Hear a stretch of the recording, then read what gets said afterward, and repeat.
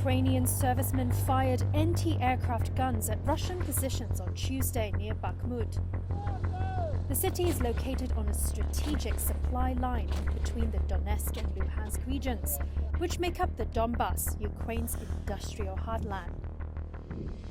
Gaining control of Bakhmut could give Russia a platform to advance on two bigger cities, Kramatorsk and Sloviansk. It would also be a welcome battlefield victory for President Vladimir Putin after a series of setbacks in recent months. Kiev said on Tuesday that its troops are facing waves of assaults by Russian forces on a small salt mining town of Soledar. And seizing Soledar would give an advantage to Russian forces as they hope to capture Bakhmut, only a few miles to the southwest. Sergei Chirivati, a spokesperson for Ukraine's eastern forces, said the Russians were deploying their best Wagner fighters at Soledar, which had been struck 86 times by artillery over the past 24 hours.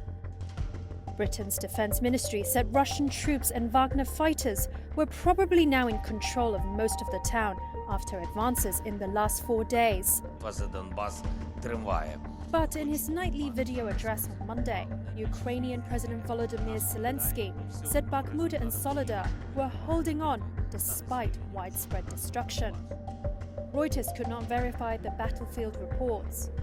Meanwhile, 2 British voluntary workers have gone missing after they left the city of Kramatorsk for Soledar on Friday morning, according to Ukrainian police. Authorities said on Monday they were now looking for them. NATO Secretary-General Jens Stoltenberg on Tuesday said Russia was mobilizing more troops for the war in Ukraine and should not be underestimated.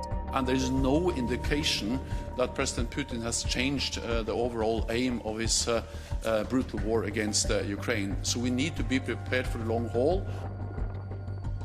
That as Russia's defense ministry released footage of a warship armed with hypersonic cruise weapons holding exercises in the Norwegian Sea. Last week, Putin sent the frigate to the Atlantic Ocean armed with new generation missiles in a signal to the West that Russia will not back down over what it calls its special military operation.